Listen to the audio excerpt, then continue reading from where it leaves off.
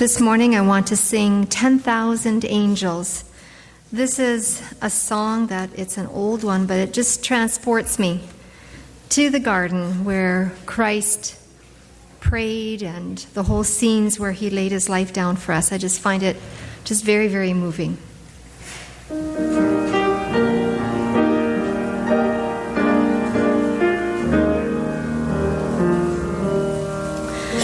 They bound the hands of Jesus in the garden where he prayed. They led him through the streets in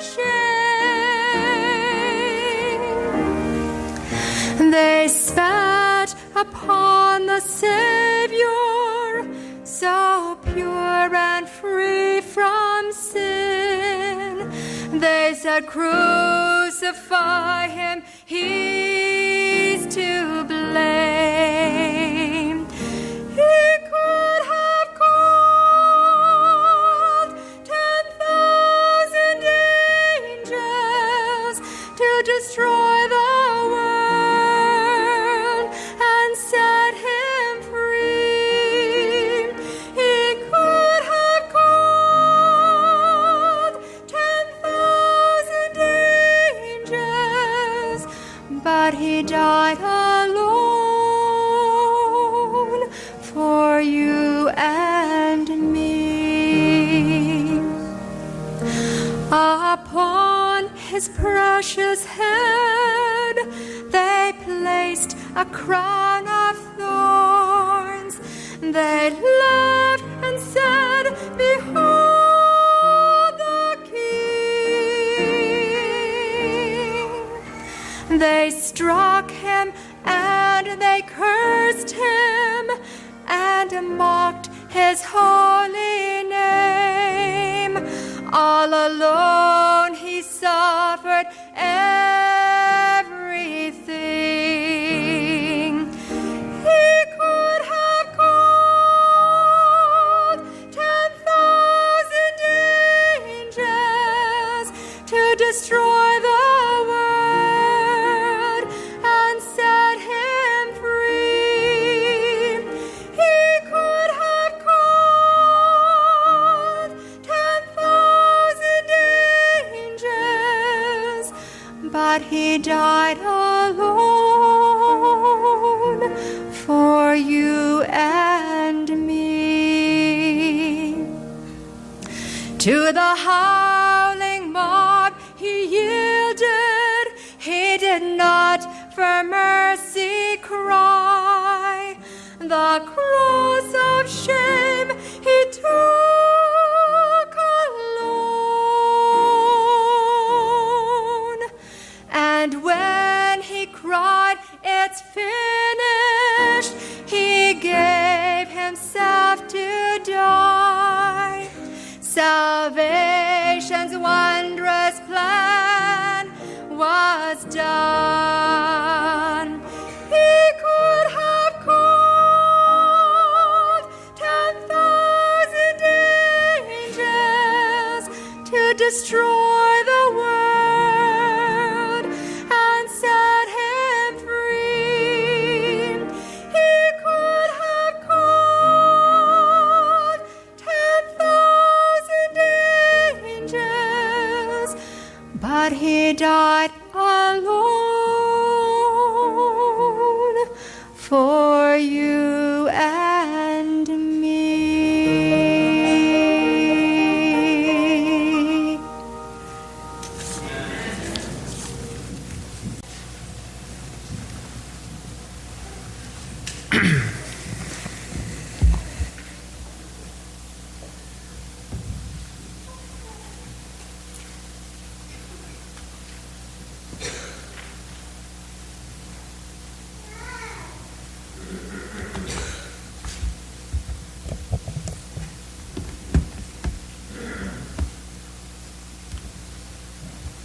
Good morning. So this is not a Father's Day sermon. I apologize for that. Unless you consider Jesus to be our Father. And in that case, it's very much a Father's Day sermon. And as I'm getting older and I'm observing culture and I'm watching what's happening in our country, in the United States, and the world in general, I'm realizing more and more that there is a war coming between Jesus and culture. We live in a democracy. That means that the majority rules, right? And it's our nature within each one of us, most of us. Some of us are a little like to be on the other side, but whatever. Most of us like to be in agreement with the majority. That's why we like to vote in people that we think are going to agree with us, so then we can be in the in crowd, right? What you find when you read Matthew, Mark, Luke, and John is that Jesus' life began with increasing popularity, but then as people began to clue into what he was really about, his popularity began to decrease. And when he was alone in the garden, he was literally alone in the garden. Even his own 12 were against what he was about to do. He wasn't understood by anyone. He was alone. The only person who gave any indication that she got it at all was a recovering prostitute. That was his ally. Everybody else thought he was crazy. What's our call as Christians? No, this is not a trick question. Countercultural sort of thing. Jesus said, take up your Cross. and follow Me. me. He said to the disciples, the world hates me, they're going to hate you. If we're not prepared to be countercultural, we're never going to be a follower of Jesus. In fact, I would go a step further and I would say to you, if your opinions reflect what you hear in the news and what's popular in your workplace and what's popular in the world in general, you are so out of sync with Jesus, it's frightening.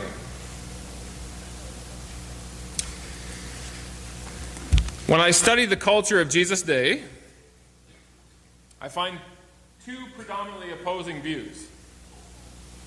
There were the Sadducees on what we call the left, your left, my right, and the Pharisees on the right. There were other groups. There was the Herodians, who were politically involved and considered to be heretics by the Jews, and there were the Essenes, who just wanted nothing to do with culture and just kind of became monks and recluses. But in culture in general, there was the right and there was the left. And they hated each other, and they wanted nothing to do with each other, and they thought the other one was so far wrong, how could they be so crazy? Does that sound familiar to you when you listen to the news and watch what's going on today? The right's getting more to the right, and the left is getting more to the left, and they hate each other more and more and more. And do you know what the right and the left have in common? They think they have how much in common? How much do the right and the left think they have in common? They think they have nothing in common. Do you know what they have in common? Everything. Pretty much.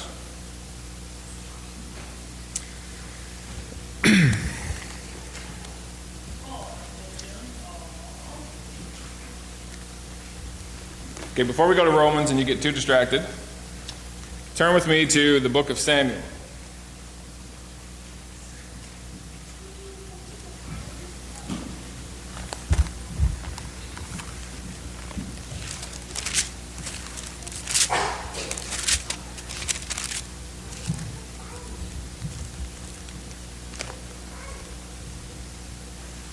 First Samuel chapter 8.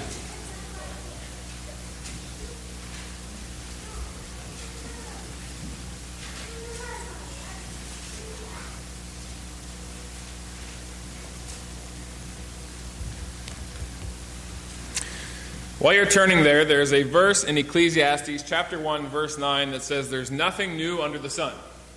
That history is just constantly repeating itself. And if you study history, you'll find that the issues that we face, someone has already faced them in the past, and they've been through the cycle already. And there's a popular saying in our culture that says if you don't know history, you're doomed to repeat it. So what's happening in the Jewish culture, in the Israel culture, in Samuel, is that for years and years and years now, and for generations, things have been getting progressively worse. Right? If you study North American culture today and you look back, people feel that things are getting progressively worse. Right? Lots of people want to go back to the quote-unquote good old days. Even within Adventism, there's this growing movement. I wish we could be like our patriarchs, as if they had it all together. Again, ignorance of history. So in Israel's day, things are getting worse and worse, generation to generation, and they start to develop this culturally acceptable idea that's growing in popularity. There is a solution, they think, to their problems. If we could get a king, see, we don't have a king. We're ruled by this system of judges. There's no one guy at the top who can really take charge of things. If we could just have a king like all the other nations, we could fix this thing. We could start to go back up instead of this trend downward, downward, downward. And so this idea from generation to generation is getting stronger and stronger and stronger. And finally, as they're almost ready to get a king, God raises up Samuel. And Samuel becomes a judge in Israel. He becomes a prophet. He is respected by the people, and things begin to improve. But as Samuel gets old, people realize he's not going to be around forever. And we're going to pick it up in 1 Samuel chapter 8, verse 4. Then the elders of Israel gathered together and came to Samuel at Ramah. And they said to him, "Look, you are old. Your sons do not walk in your ways. Now make us a king to judge us like all the other nations have." Verse 6. But the thing displeased Samuel when they said, "Give us a king to judge us." So Samuel, imagine, he didn't react. He didn't call a meeting. He didn't tell them how it is. He prayed. Samuel prayed to the Lord. The Lord said to Samuel, "Heed the voice of the people in all that they say to you. Let the culture have the day. Let the culture win the day. For they have not rejected you, they have rejected me, that I should not reign over them." Verse 8. "According to all the works which they have done since the day I brought them from Egypt, even to this day, with which they have forsaken me and served other gods, so they are doing to you also. Now therefore heed their voice. However, you shall solemnly warn them, and show them the behavior of the king who will reign over them." So Samuel told all the words of the Lord to the people who asked him for a king, and he said, "This will be the behavior of the king who will reign over you. He will take your sons and appoint them for his own chariots to be his horsemen, and some will run before his chariots. He will appoint captains over his thousands and captains over his 50s. He will set some to plow his ground and reap his harvest, some to make his weapons of war and equipment for his chariots. He will take your daughters to be perfumers and cooks and bakers. He will take the best of your fields, your vineyards, and your olive groves, and he will give them to his servants. He will take a tenth of your grain and your vintage and give it to the officers and servants. He will take your male servants, your female servants, your finest young men, your donkeys, and you will put them to his work. He will take a tenth of your sheep, and you will be his servants. You will cry out in that day because of your king whom you have chosen for yourselves, and the Lord will not hear you in that day." Why do you think God let them do what they wanted to do? He let them have free choice. And why do you think, after he let them do what they wanted to do, that before they did it, he told them what was going to happen? One made the informed decision. If God didn't care about the people, what would he say?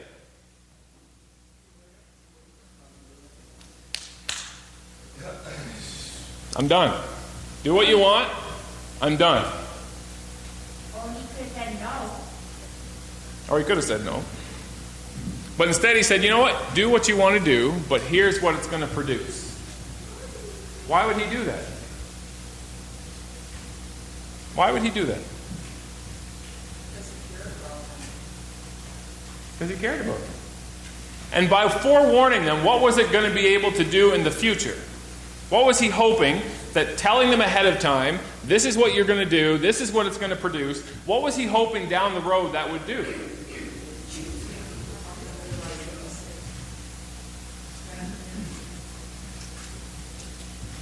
so that when things got worse and worse and worse instead of better and better and better, they could look back, remember what he said, and think, why did we leave him in the first place?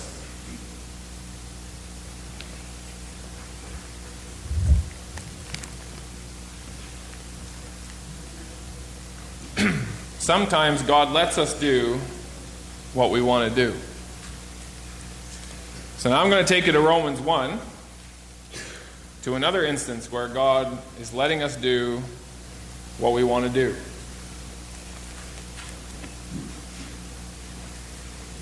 And this one hits a lot closer to home because it's not about some people hundreds of years ago or thousands of years ago. It's about us.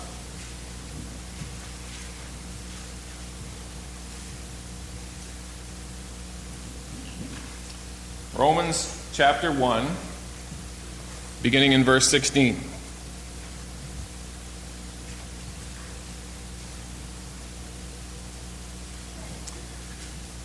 Still hear some pages turning. I'll give you a second to get there. Romans chapter 1, verse 16. For I am not ashamed of the gospel of Christ. Isn't that a strange thing for a preacher to say? Why would Paul have to say and write down that I'm not ashamed of the gospel of Christ? And sinful record gets in the way and causes people to be ashamed of the truth. Right, so clearly Paul's message in his time was counter-cultural. It was not popular. How many of you, if you're honest, have been in a situation where discussions have come up and you don't agree with the prevailing view, but you don't say anything because you don't want to be counter-cultural? Right? Now, I'm not saying you should jump into every argument there is and make a jerk of yourself. That's not what I'm saying. But if we would rather be silent to create the illusion that we're with the culture rather than speak up against the culture, who do we care about more, ourselves or the culture? Right, at the end of the day, we're thinking about us, right? If Jesus was thinking about himself in the garden, where would we be? In trouble. Right? If Jesus had twisted his message all the way along so that people could accept it more, where would we be? He would never have got to the garden. He wouldn't even have got that far. So Paul says, I'm not ashamed of the gospel, for it is the... Romans 1:16, I'm not ashamed of the gospel. It is the power, that's the Greek word dynamite, the dynamite of God to salvation for everyone who believes. Now, I've taught you this before. What does the Greek word salvation actually literally mean? It means to heal. The gospel is the dynamite of God to heal for everyone who believes, for the Jew first and also for the Greek. How many of you think that we need healing? Right? How many of us actually want to be healed?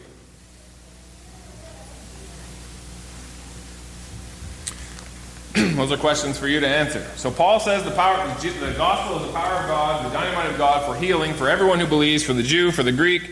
17, for in it the righteousness of God is revealed from faith to faith, as it is written, the just will live by faith. So in the gospel, this thing we call the good news, is revealed the righteousness of God, the rightness of God, the correctness of God. Did Samuel's culture think God was correct, that they didn't need a king? No, the culture was convinced they had to have one.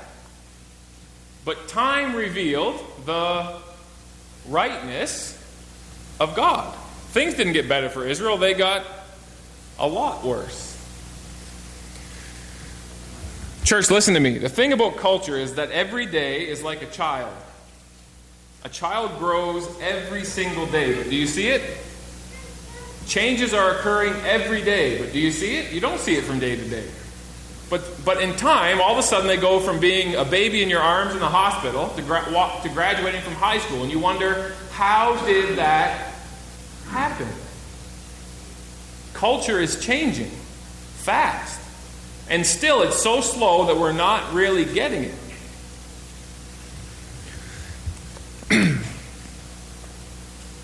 Culture is drifting from the rightness of God. We are convinced that we have better answers. We are convinced that we are smarter than we used to be. We are convinced that we know better.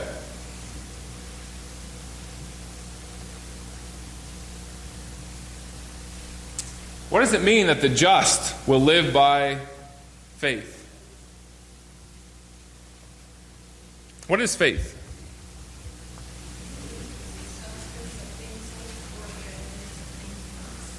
I can guarantee you that neither you nor I want to live by faith. We don't. In fact, one of the appealing things about Adventism is that we can sit down with you and say, this is true, here's the proof. This is true, here's the proof. This is true, here's the proof. Faith doesn't always have proof.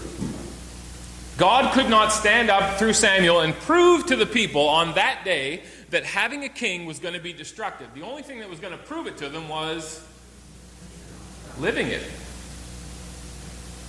Living it. But the just live by faith. God, if you say so, I'm going to take you at your word. I'm not going to test it. Some people, when they hear that drugs are bad for you, they take it by faith and they don't touch it. Some people have to say, well, I got to try it. I got to see if it's for me or not. As if somehow I'm different from everybody else.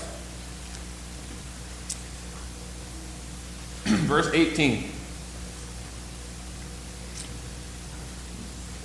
For the wrath of God is revealed from heaven against all ungodliness and unrighteousness of men who suppress the truth in unrighteousness.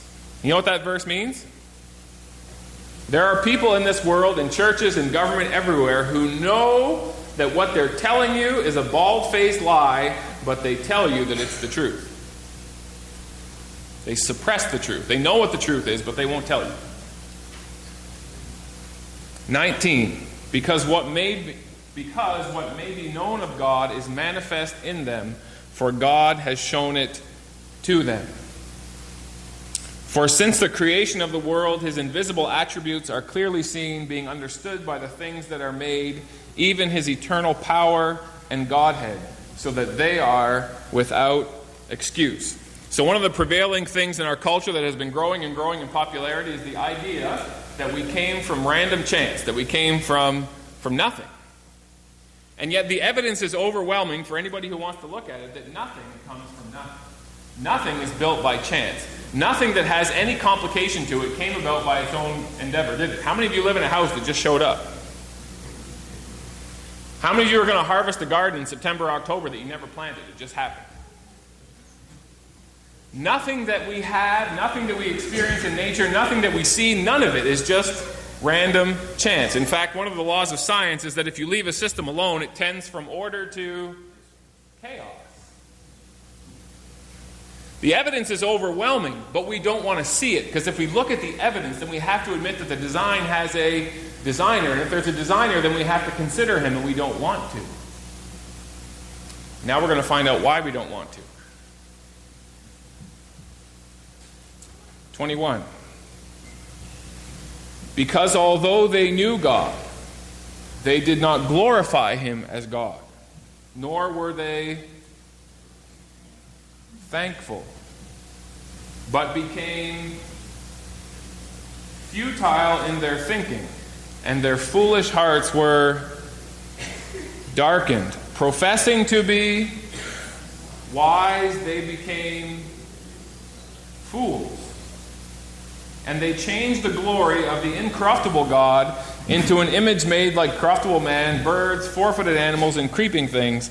Therefore, God also gave them up to uncleanness in their lusts of their hearts, to dishonor their bodies among themselves, who exchanged the truth of God for the lie, worshipped and served the creature rather than the Creator, who is blessed forever. Amen. Did you see what happened there? Church, if you want to understand culture, if you want to understand LGBTQ and where it came from and where it's going, if you want to be seeing this from God's perspective, you need to pay attention. The Bible just told us that we already knew God, but we rejected him already. And because we rejected him, God gave us up, verse 24, to uncleanness.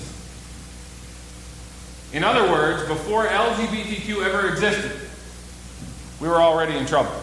We had already rejected him. We had already pushed him to the side. And because we did that, he allowed us to head down a road that we didn't think we'd ever head down. Paul is telling us ahead of time in Romans chapter 1 what's going to happen to our culture, just as Samuel told them ahead of time what was going to happen to their culture by accepting a king. You say, Pastor Dan, what are you saying? I'm saying the desires that are growing in us, attractions that we have that we never had to this degree before. You say, oh yes, there have been other cultures. Yes, there have been. And if you study those cultures, you'll find they went down the same road we're going down.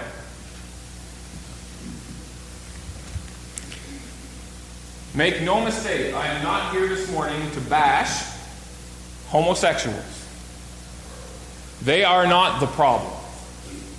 They are only experiencing the symptoms of a much bigger problem. I was reading last night an interesting article, but there was a statement in it that grabbed me. It said, go back and identify, this is a homosexual speaking to a heterosexual. He says, go back for me and identify the day, the month, and the year that you chose to be a heterosexual. See, if you actually still have the desires that God created us with, a desire in a man to desire a woman, a desire in a woman to desire a man, then you are still experiencing the desires God created us with, but not everyone is so fortunate. Some people are beginning to experience the consequences of a world that has chosen ourselves over our Maker.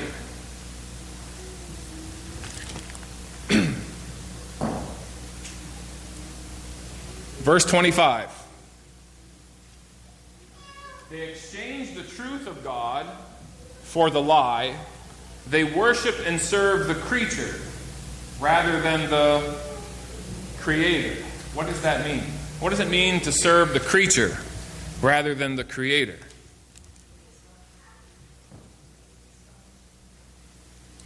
I can't remember if I shared this with you or not, but I remember the moment. I remember it as clear as day. It was a Petro-Canada station. I was at the counter waiting to pay for my gas, and the newspaper rack was there, and the headline caught my eye, and I reached over and I picked it up, and it was right after we had voted in homosexual marriage. And a reporter asked Paul Martin, who was Prime Minister at the time, you've granted this to Canadians because that's what they wanted. What if Canadians want to marry their pets? That's what the reporter asked him. And you know what Paul Martin's answer was? Canadians will never ask for that. That was his answer. Do you know why he answered that way? Because he's a smart guy. And he knew that we've started down a road where we give the people what they want. And once we set that precedent, and so they call it in legalese, it's precedent setting. Once you set the precedent, you can't stop.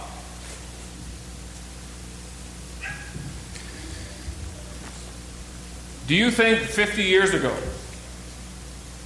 the Prime Minister of Canada would have guessed that there was a day coming that Canada was going to ask to legalize and call marriage something other than just a man and a woman? Do you think 50 years ago the Prime Minister would have guessed that? I don't think so. I don't think so. Just to show you how fast it's changing, we did that 12, 15 years ago? The United States have been wrestling with the same thing. They just agreed 2 years ago to allow gay marriage. In the 2 years since then, they're now wrestling over whether or not they should be changing the washrooms in their public schools, and it's even gone a step beyond that. Let me explain to you what's happening beyond the sexual connotations of all of this. In the United States, it's a collection of states. Right? Every state has its own laws. In New Hampshire, you don't have to wear a seatbelt. That's New Hampshire's law. And they have the right to make their own laws within their states, and the federal government doesn't tell them anything about it. When they have elections, if there's something they want to change, if they want to legalize marijuana, whatever, that's on the voting card, you can say yes or no, and the state has full power to do whatever they want. But with this issue, the state of Carolina has voted, we're going to provide gender-neutral washrooms, but that's it. We're not letting boys who think they're girls go into girls' locker rooms, and we're not letting girls who think they're boys go into boys' locker rooms. We're not doing that. And the federal government said, yes, you are. And if you don't, we're going to take all your funding away. That is unprecedented in U.S. history for the federal government to force a state to do something they don't want to do.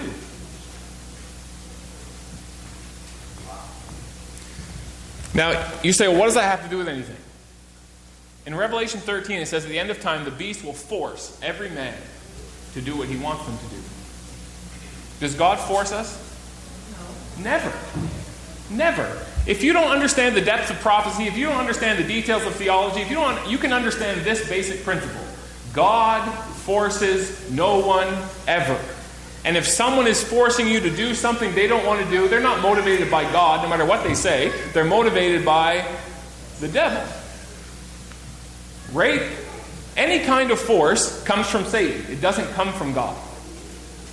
I could, as your pastor, say, this church is going to do this, and you're going to do it whether you like it or not. If I did that, who would be motivating me? Not God. When Samuel was so upset at what the people were going to do, he prayed, and God said, let them, but warn them.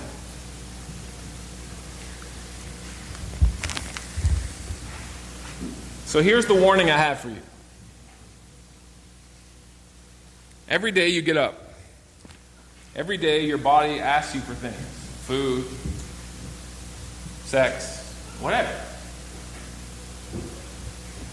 We have created a culture where we give whatever our body asks for. We worship the creature rather than the Creator. And when God says that's not good for you, we say, well, that's too bad for you, God. I'm doing what I want.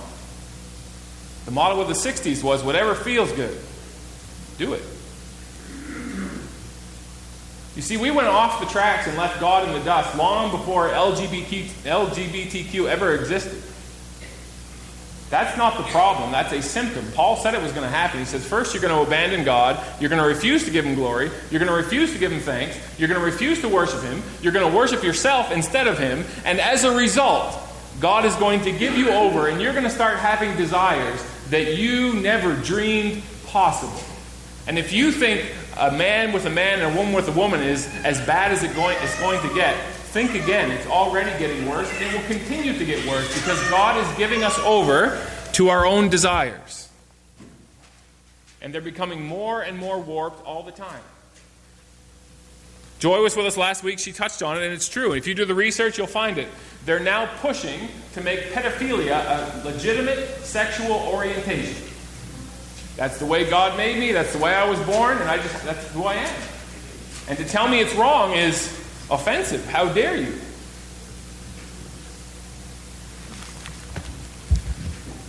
So here's the deal.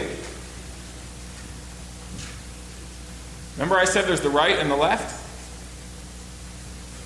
So our culture is splitting into two camps. One camp says homosexuals are evil, they're choosing it, they're vile, they're terrible people, we need to do something. And the other camp says, no, you're the hypocrite, you're the blind, you're the fearmongers, you're the crazy people. We need to get rid of you and let everybody do what they want. What do those two groups have in common? They're both wrong. Neither of them know Jesus. The only ally Jesus had at the end was a recovering prostitute. He did not condone prostitution. Neither did he condemn prostitutes. If your neighbor is a homosexual, treat them just like the neighbor on the other side. You could have been born with the same desires they were born with. And if you think they're choosing it and that they're some kind of vile, crazy people, you're wrong. God predicted what was going to happen before it ever happened. He said, you're going to kick me out of your life, you're going to kick me out of everything, and as a result, you're going to start desiring things you never thought were possible. And when Paul Martin said Canadians will never ask to marry their pets, there's already fringe groups lobbying for that in Germany, to marry their animals.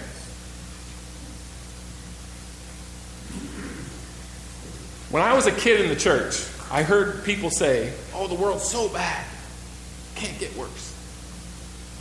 Living in one of the best countries in the world, not having a clue of what bad even is. And I'm telling you, day by day, step by step, change by change, legislation by legislation, this culture is going to become something unrecognizable to you. And I'm telling you, step by step and day by day, if you're not in step with Jesus, you're either going to fall to the right or you're going to fall to the left. But when Jesus comes, you're not going to recognize him because you weren't walking with him here. I know one thing. If Jesus was here, he would not condone our desires, but neither would he condemn those who have them.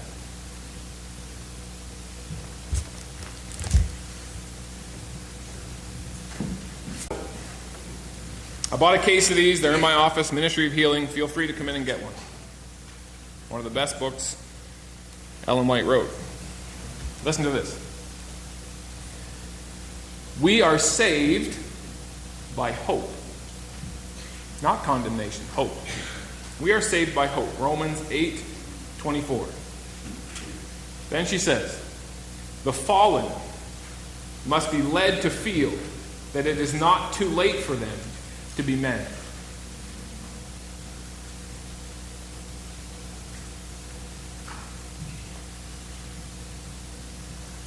Christ honored men with his confidence, and he thus placed them on his honor.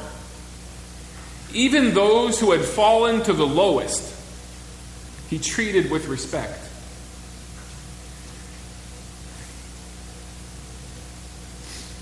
It was a continual pain to Christ to be brought into contact with hatred and depravity and impurity.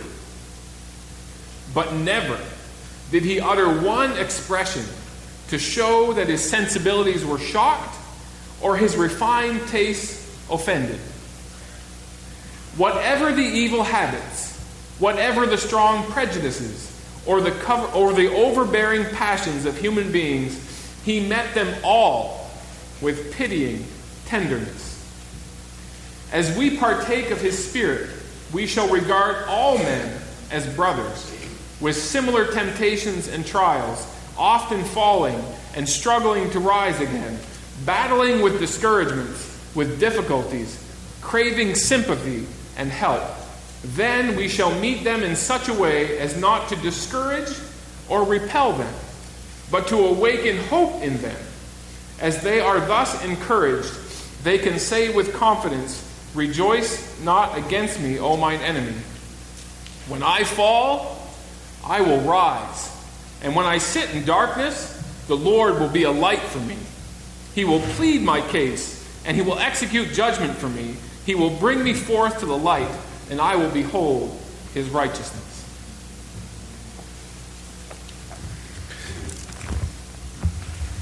Walk with Jesus, not the culture. Our closing hymn is In Christ Alone.